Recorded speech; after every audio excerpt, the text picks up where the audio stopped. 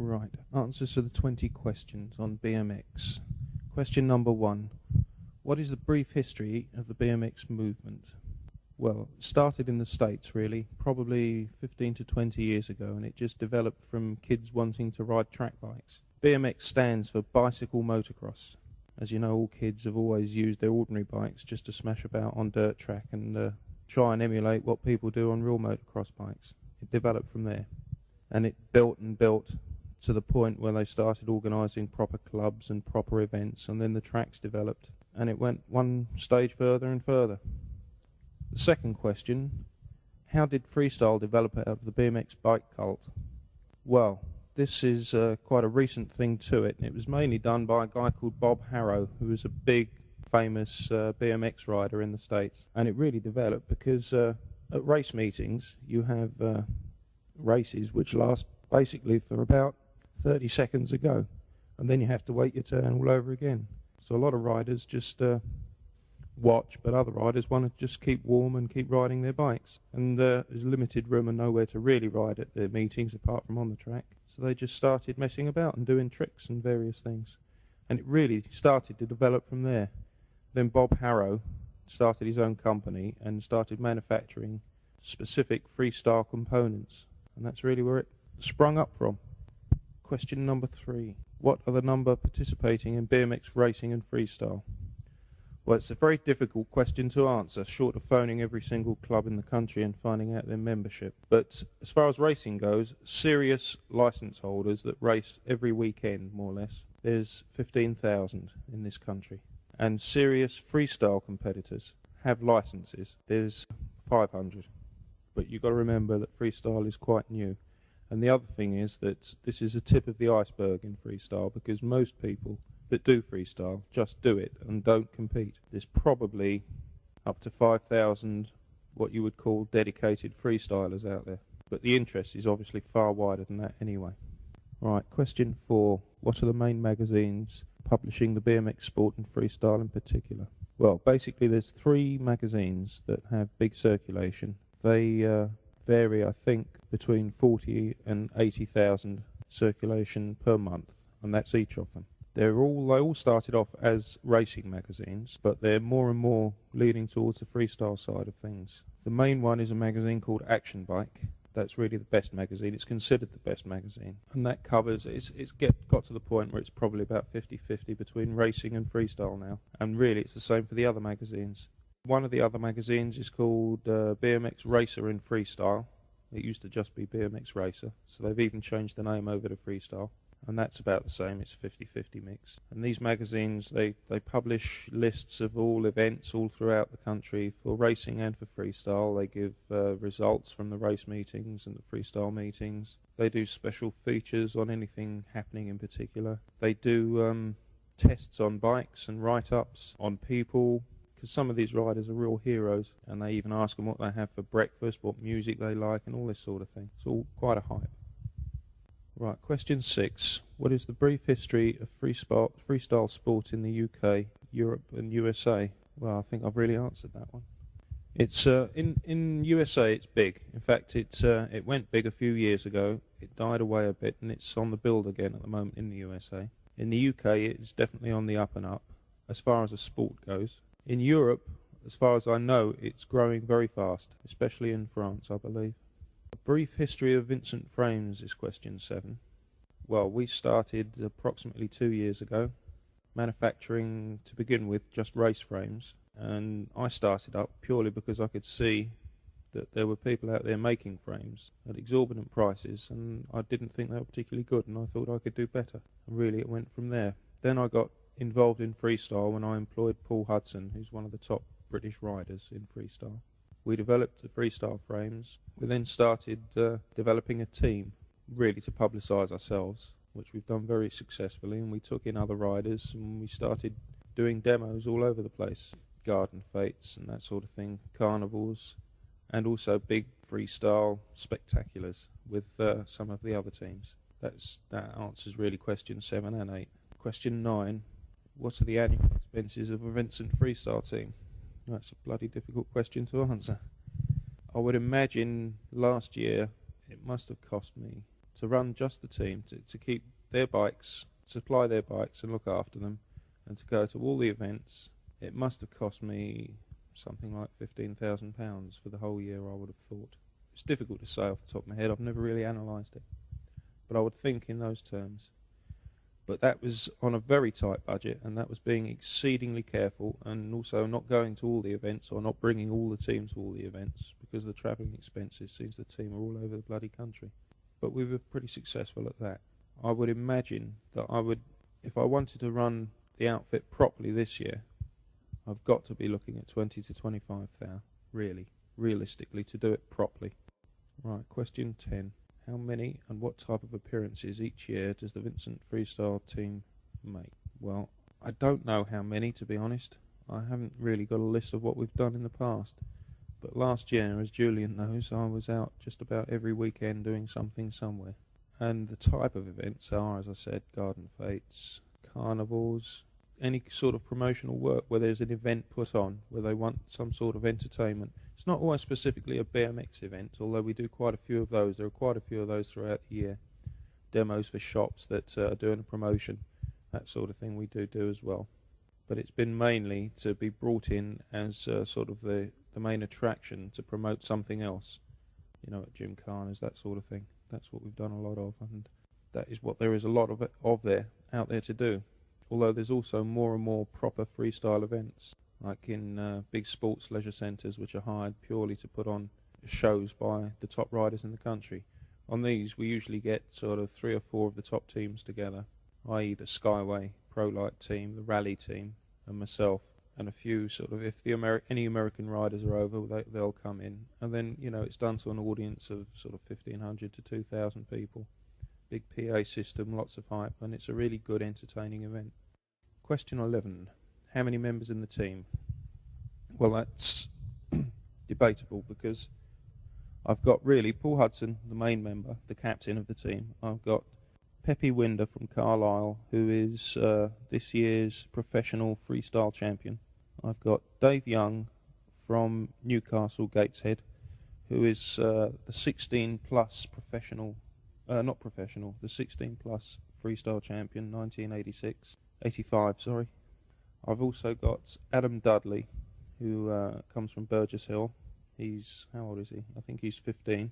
He's one of the top riders. The notoriety he has got last year was winning competition on a half pipe, which is really a skateboard event, or a skateboard format on what they call a half pipe.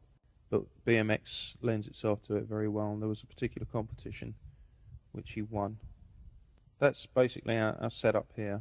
I've also got, from Scotland, I've got 3 riders in Scotland, and then I've also got another rider in Scotland who's 9 years old and is quite brilliant, and he is going to be a good thing for the future. So we really don't always bring all the team together because it's just too expensive. As you can imagine, they're all in different places. But that's basically what I've got on my team. Number 12. Who are the members? State their names, ages, living places and achievements. Well, I think I've just about done that anyway. Number 13. Does the team make appearances all over the country? Well, yes, pretty well. We've already got events lined up for Scotland this year. There are events in Wales. I think we'll probably be going over to Ireland. And there's all sorts of things happening everywhere, actually. All right, 14.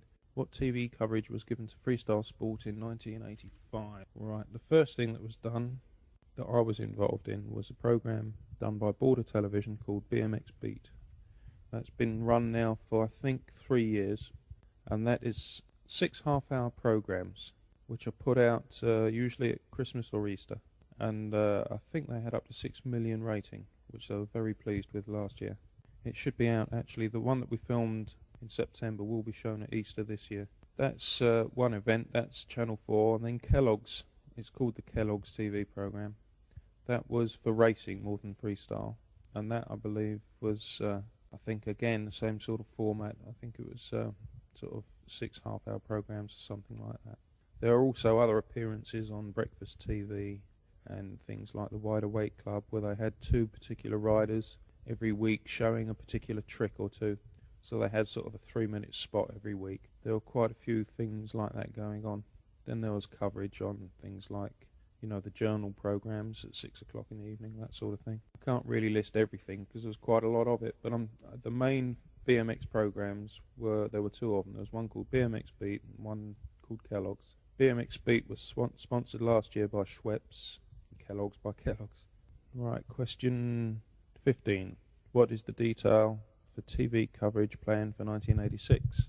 Well, basically we've got the same again, plus what we're trying to do this year as well is set up a professional title through BMX Beat, and BMX Beat is going to be a bigger program than it was last year, because what we're doing this year is having open meetings in all the TV regions. I think there's 15 of them in all, for them to select their rider to compete. So it'll be TV regions against TV regions in BMX Beat as an open competition. So then we end up with one finalist, the one final, where I don't know exactly how they're going to work it out yet. In fact, we haven't sorted the details out. But it will be a winner representing a TV region. And then we'll also have a professional competition which won't be particularly representing TV regions at the same time. So hopefully with this, the TV regions will probably cover their own regional qualification rounds themselves. So it could be quite interesting, quite a lot of coverage coming from that. All this is very vague at the moment. We definitely know BMX Beat is going to happen, but as to the format of the qualifying for the regions, we're still talking about it with them, actually. What else is planned? We're also going to be filming for Border Television what we hope to be either a World Championship Series or a European Championship Series with invited riders. And also we intend doing a team series, which will be teams from USA and Europe and England competing against each other. Now, I can't give you exact details of all the coverage on this because it's still being thrashed out. But if you want any more details, I can either phone up for specific answers to questions that you pose to Colin Kefford, who's the coordinator for our association, UK Bicycle Freestyle Association, who is dealing with BMX Beat. In fact, he's actually sort of semi-employed by Border Television as the coordinator for these programs, and he has most of the answers. I also don't know really about what's happening on the other side of things with Kellogg's, because that really doesn't come under our association, so I could find out. 16. Could a video of the sport be made available to show potential sponsors? Yes, I can get something together. Either film it ourselves, or there are many tapes around that have been done of demos, not with us particularly, but just sort of the sport in general, and I can certainly get hold of a video of some sort which shows, you know, the potential really there. Question 17. What are the benefits to a sponsor? Well, benefits to a sponsor would be name all over a particular vehicle and equipment which would be travelling around the country, which would then be associated with BMX. A lot of coverage at all these events, because if they were sponsoring us, then their names would be written all over our equipment, which is at most national events throughout the country. As far as TV goes, that would have to be probably tied up on a separate deal. I don't really know how that would work, but if most of my team, in fact all of my team, get onto television quite frequently, especially in things like BMX Beat, they'll all be there qualified, and then it's on the clothing, and it's also usually mentioned by the compares. So there's TV coverage there. There's the fact that we go out and do events all over the place. We really have got quite a high profile. So we're noticed especially through magazine coverage in the sport itself, but that's a sort of tight-knit world. But we're seen and heard an awful lot by members of the general public, and especially youngsters who really do look up to all these BMX riders. So there's quite a bit of coverage there for a sponsor, a lot of advertising really, especially that we could go out and do specific, depending on the sponsor, we can go out and do specific promotions for that sponsor. That's what I envisage is the way forward as well. That if there's a product that they want promoting, we can actually be used in campaigns of various sorts to promote it. And it's a very good medium. Question 18. How do you see a sponsor's name being publicised? Well, that's just been covered, I think. 19. What is the main age range of the boys participating in freestyle, and any girls? Right, girls first. There is, I think, 3 girls in the country that are taking it seriously and participating. We're hoping to bring more in. We're hoping next year to be able to put on actual events where the girls can ride on their own. Although this year we're just integrating them with the boys and not making any difference between them. So there are very few girls in it. although the ones that are very good at it, funnily enough, and I hope that's going to bring others in. It's mainly a male, it's definitely a male predominant thing. And the age range, well, in competition we have an under 12 class right up to 16 plus class, and then the professional riders who have to be over 16. Now I think the oldest of the riders is 22, and the youngest, you're talking about kids coming into it at about 8 and 9 now.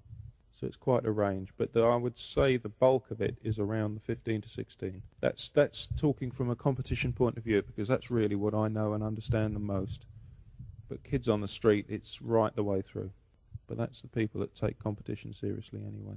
Question 20, could a team operate for a sponsor during the week, or would performances be restricted to weekends? Well, actually, to operate for a sponsor, it would actually be preferable during the week, because we've usually got most weekends tied up with demos of other sorts, although obviously calendars can be worked out, and for a sponsor it'd always take priority. But for our point of view, it would be better to do things for the sponsor during the week. You know, if we do get a sponsorship deal with sensible money, then we're really work for that, because as far as the manufacturing aspect of it goes, it's not that big at the moment. What I'm really trying to do is run a freestyle team, not necessarily to make profit, but to run it as a team and not as a support to Vincent Frames, the industry.